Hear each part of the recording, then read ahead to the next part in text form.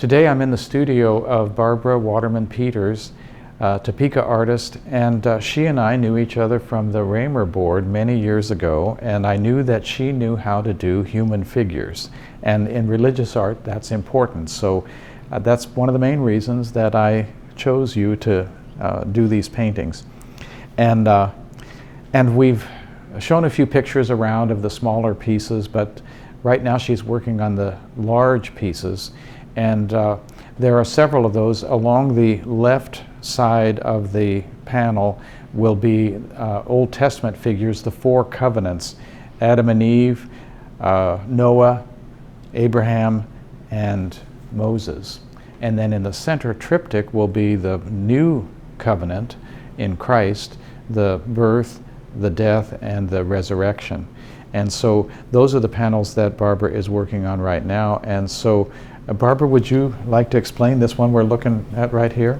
Okay, this is the Old Testament, and I was going by your suggestions, starting with the Garden of Eden, Adam and Eve, of course, and then moving to Noah with the ark, then Abraham with Isaac, and of course, just as he's about to do what he thinks he's to do as to God's order, he is stopped by an angel. And then we have Moses with the tablets, and I had the challenge of the transition, of the scale, of just exactly how to place each of the figures so that A, it would be visually interesting, B, chronologically in the correct order. I wanted action. I wanted a sort of rhythm to the piece, and yet I wanted to be true to what was going on. I think the most challenging was Adam and Eve, to show them, with the serpent, and I decided to show them at the moment they found out that they were being cast out. I thought that that would have more movement than simply sitting there enjoying the wonderful garden. And they look to me like they've just discovered their nakedness. Yes, yes. Oops. Yeah, right. Uh-huh, yeah. And, how I looked at works by other artists in the past, at how they had handled that, not showing anything and yet making it very obvious that they weren't clothed. And of course the trees and the leaves are the obvious device for doing that. And Eve, modestly crossing her arms. But I wanted to also show that they weren't really blaming each other.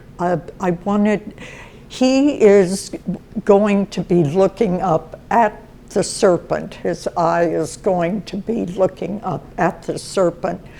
She is looking out at us in a way that indicates that she realizes that everything is going to be different now. And of course, Noah, I wanted to show the ark. I wanted to show his planning. I looked up ancient tools and found some wonderful photos on the internet of the carpenter's square and a very old saw. And Abraham, I also looked up images of from other artists. I had a model. Actually, I've had models for all of these. And I had him, raise his arm. He even happened to have a pocket knife with him, so we could be fairly accurate on that. And I had to, I had another model then kneeling under him, and I had to kind of encourage a little more movement. You're afraid. He's about, people don't naturally assume a pose. And then in this one, when I first did some sketches, I had Moses very angry. And I decided that I really wanted him to look more thoughtful than angry. And, with the tablets, I think I'm going to suggest a little bit of the burning bush, even though that did not happen at the same time. I thought that would give more visual excitement. I'm glad he's not angry, because the Old Testament people saw the law as the greatest gift that God had given them, aside from the escape from Egypt, and because it told them how to be in love with God, and how to act like God. And so the law was, in modern times we often think of law as a burden. It's an infringement upon our freedoms. But they didn't see it that way. They saw it as the greatest gift that God had ever given them. He told us how to act as his own children, So the thoughtfulness there really works, I think. Okay, wonderful. Another thing I like is Abraham was probably 100 years old, according to the Bible, when he was willing to sacrifice Isaac. But Moses was probably not that age at all when he was up on Mount Sinai and received the tablets. So he has darker hair, mm-hmm. and so do the other figures. Noah was probably a middle-aged man at the most when he built the ark. And so the age appropriateness, I think, really works here. Great. You did mention at one point that they didn't all have to be old, and I thought, oh, good. Let's go for it. Another thing that I really like is, I've interrupted you here, but on all of the panels you have this gold border, and yet you break that border from time to time, which I think is artistically very pleasing.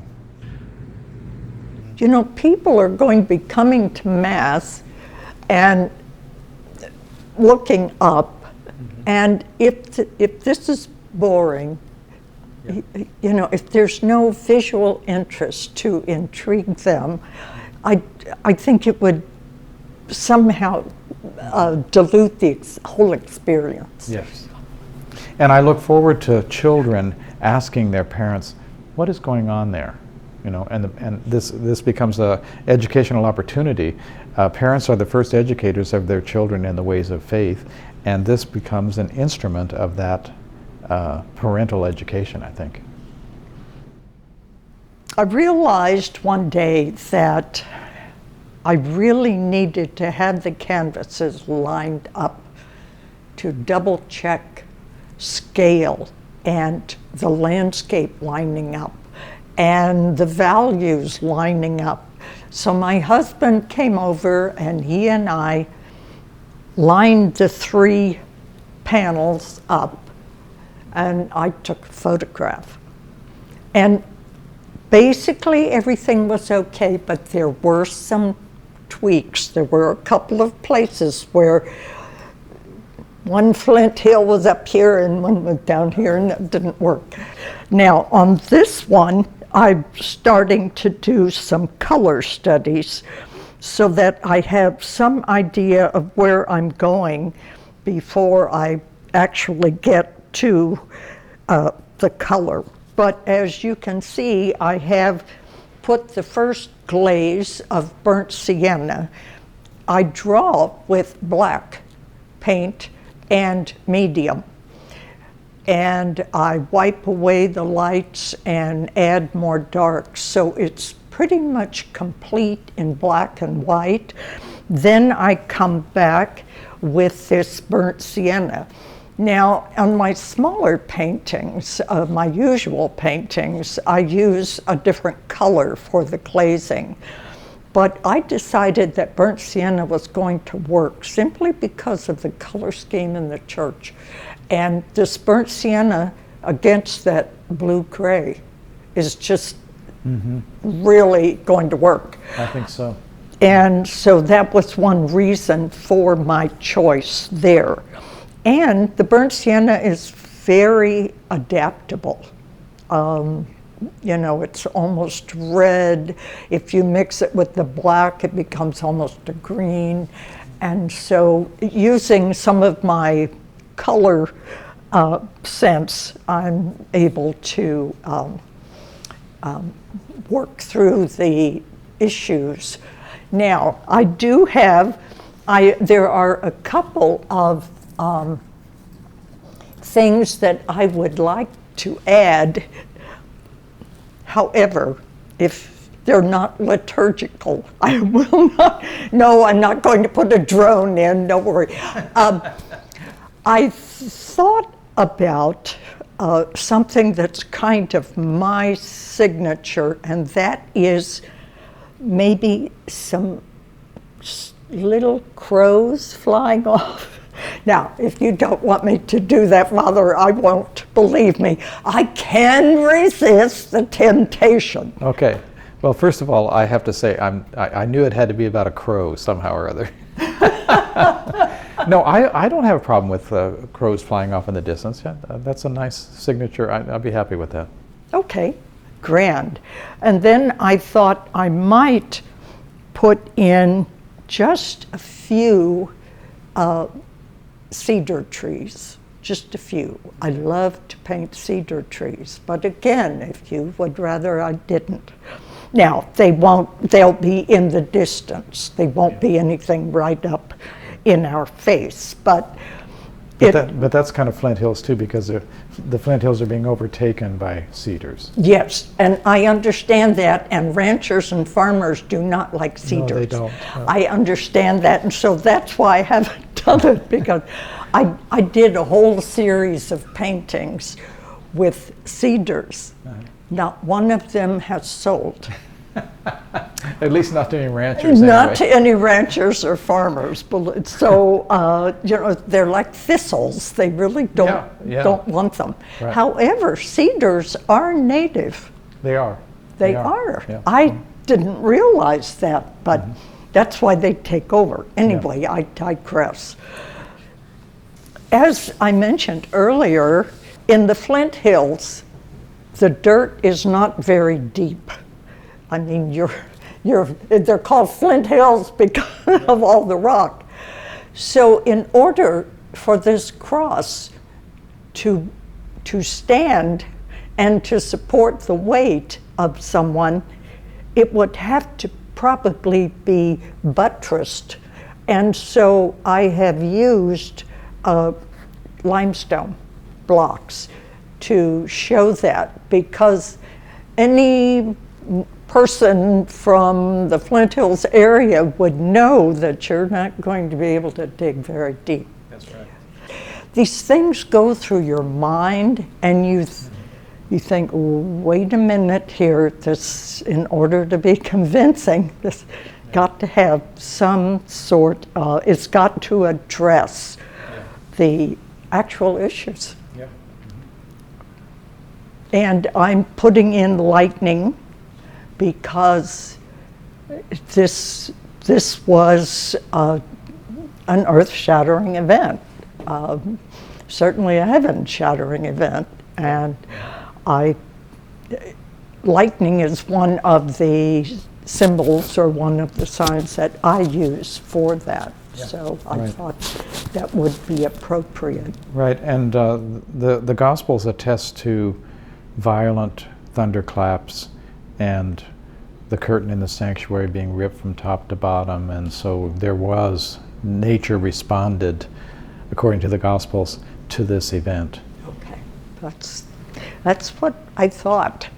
That's the hand of God. I wasn't sure how to depict it, but God was certainly there watching his son and feeling his pain, I'm sure. And so, he's pointing right down to his head.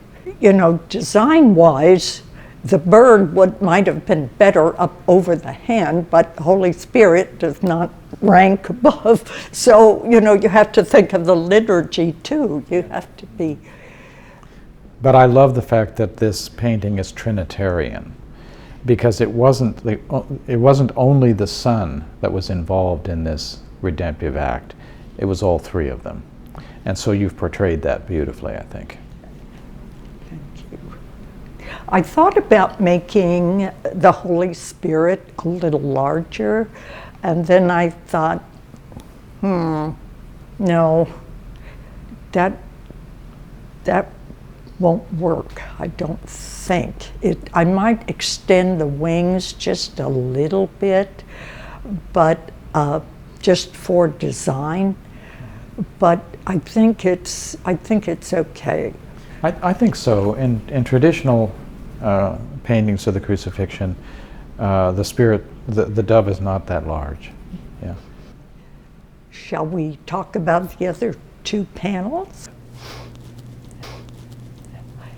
Of course, we have the Nativity, and as I said earlier, the Nativity is the happy part of this. Of course, the resurrection also is, but this is the joyful beginning.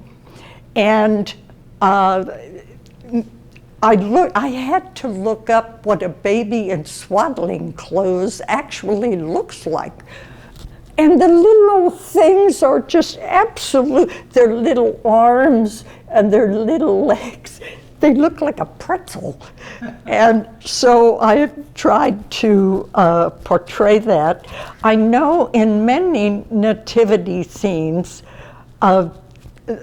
Jesus is sitting up, talking to the shepherds or whatever.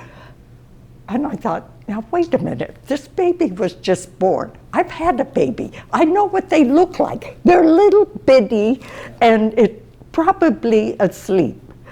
So, and I wanted to portray the wonder on Mary's face, her joy at having just had this beautiful little boy. And little Saint John the Baptist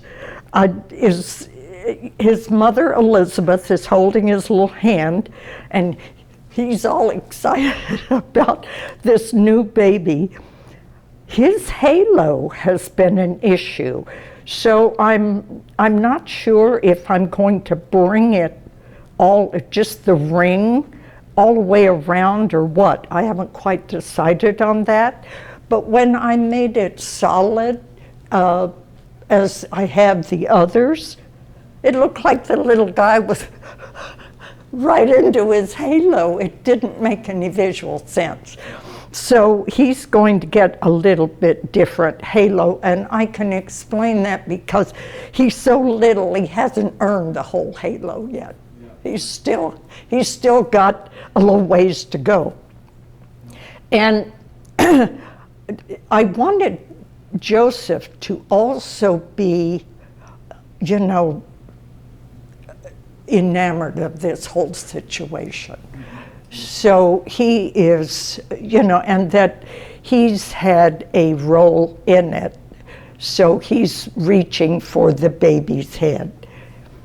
And the donkey, of course, carried Mary and the baby. And so I just thought for the children in the parish, they might enjoy the little donkey. And also, I thought that would carry the theme through of animals. We have the eagle and the ox and the lion up there in the evangelist. So we have another animal. It's just, visually repeating. And of course, this is going to be snow-covered Flint Hills. And the Flint Hills are really not solidly covered with snow. Some grass shows through, and so that will be evidenced here.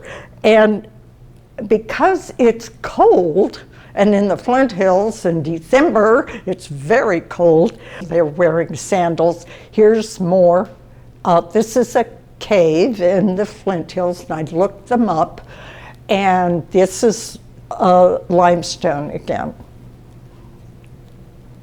And in the resurrection, Mary Magdalene is kneeling, and she's, oh my God, you know, and this other woman who has gone with her, I think one of the Marys, is, you know, just absolutely, I have changed her chin, and I haven't completely wiped out the second chin yet. I need to, but she is as surprised.